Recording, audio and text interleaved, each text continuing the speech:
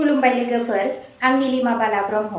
नोंथांमोनखौ एनबि ब्रह्म चेनेलाव बयखौबो फिन खेबसेबाव बरायनाय बावहरग्रोनाय जाबाय। आं दिनै नोंथांमोननि सिगाङाव दिनैनि सानसेनि फानजामुथिखौ फरायथिनो लादों। आसा खालामो नोंथांमोना भिडिअखौ नायना मोजां मोनगोन। नोंथांमोना भिडिअखौ नायना मोजां मोनोब्ला लाइक, साबस्क्राइब, कमेन्ट आरो शेयार खालामनानै होलांब्लानो जाबाय।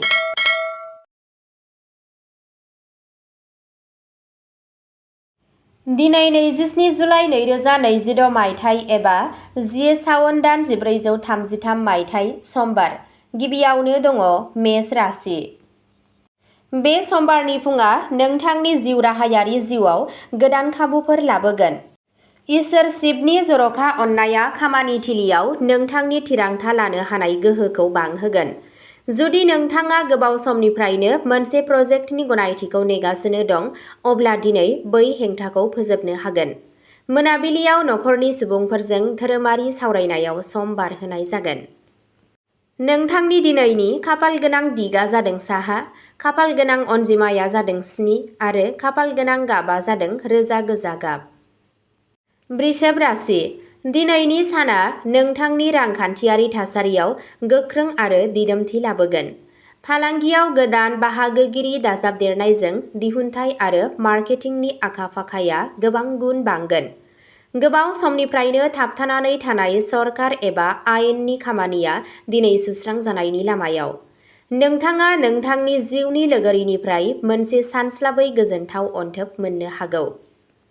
नोंथांनि दिनैनि खाफाल गोनां दिगा जादों सानजा, खाफाल गोनां अनजिमाया जादों 4 आरो खाफाल गोनां गाबा जादों गोमो गाब। मिथुन राशि। दिनै नोंथांनि जुक्ति गोनां सानस्रि आरो फोरमायनायनि आरिमुआ नोंथांखौ मावख'नि मिटिंफोराव मोनसे जर'खा सिनायथि होगोन।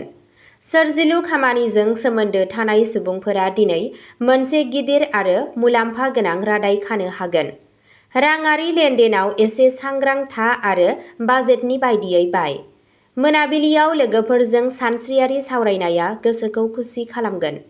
नोंथांनि दिनैनि खाफाल गोनां दिगा जादों खोला सानजा, खाफाल गोनां अनजिमाया जादों 8 आरो खाफाल गोनां गाबा जादों गोजों गोमो गाब। कर्कट राशि। दिनै नोंथांखौ बोसोन होनाय जायो दि नोंथाङा गावनि गोसोनि मोनदांथिफोरखौ दबथायनानै आबुङै बाहायथाव राहा लानांगौ। खामानि थिलियाव गोबां नारसिननायनि गेजेरावबो नोंथांनि गोसोआ नोंथांखौ खैफोदनिफ्राय रैखाथियै ओंखारहोगोन। सावस्रिनि नोजोरजों मोनसे समानथि आदारखौ आजावना ला। नोंथांनि जिउनि लोगोरिनि हेफाजाबारि आखुआ नोंथांनि गोसोआरि गोजोनखौ लाखिगोन। नोंथांनि दिनैनि खाफाल गोनां दिगा जादों सा सानजा, खाफाल गोनां अनजिमाया जादों 3 आरो खाफाल गोनां गाबा जादों मुक्ताबादी गुफुर गाब। सिंह राशि। दिनै सिंह राशिनि थागिबिफोरनि थाखाय गावनि दैदेननाय गोहोखौ दिन्थिनो आरो गावसोरनि फोथायथिखौ बांहोनो थाखाय मोनसे सान जागोन। खामानि थिलियाव नोंथांनि नुजाथिनाया लोगोफोरनि थुलुंगाखांनायखौ गोबां गुन बांहोगोन। फालांगियाव गोदान रां थिसननायनि थाखाय दिनैनि साना जोबोद मोजां सान। गथ'सानि बिथिंजों सोमोन्दो थानाय जायखिजाया गोजाम बेले-बेजेनि थाखाय दिनै मोनसे अरायथा सुस्रांथाय मोनगोन। नोंथांनि दिनैनि खाफाल गोनां दिगा जादों खोला, खाफाल गोनां अनजिमाया जादों 5 आरो खाफाल गोनां गाबा जादों सिन्दुर खमला गाब। कन्या राशि। दिनै नोंथांनि बिजिरथाय नोजोरथि आरो सानथांखि लानाय खामानि मावनायनि रोखोमा नोंथांखौ गोबां जाफुंसारनाय होगोन।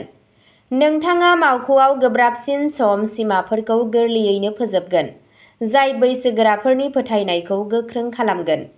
टेकनिकेल आरो रिसार्च आयदानि फरायसाफोरनि थाखाय दिनैनि साना मोनसे जर'खा सान जागोन।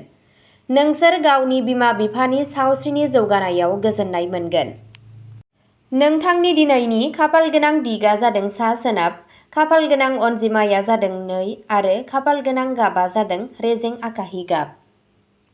तुला राशि। दिनैनि साना खाफालनिफ्राय आबुं हेफाजाब मोन्नायनि आरो थाबथानाय खामानिखौ गोख्रै खालामनायनि सान जागोन।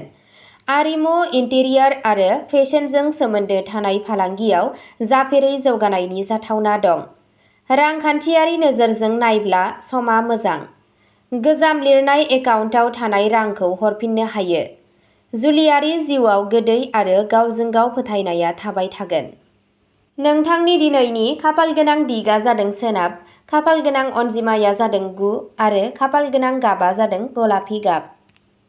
बृश्चिक राशि, दिनै नोंथाङा हाखु दाखु जेबो फालांगियारि गोरोबथा खालामनायनिफ्राय गोजानाव थानांगौ। खामानि थिलियाव नोंथांनि इसिङारि आदबफोरखौ गुसुङै लाखि आरो बाथ्रा रायज्लायनायनिफ्राय गावखौ गोजानाव लाखि। गोब्राब थासारिफोराव नोंथांनि जिउनि लोगोरिनि एंगारनो हायै मददआ नोंथांनि गोसोखौ गोख्रों लाखिगोन। मोनाबिलियाव मेडिटेशन एबा यगा खालामोब्ला गोसोआरि नारसिनथायनिफ्राय रैखा मोनगोन। नोंथांनि दिनैनि खाफाल गोनां दिगा जादों सोनाब खोला, खाफाल गोनां अनजिमाया जादों 1 आरो खाफाल गोनां गाबा जादों रोजा मै गाब।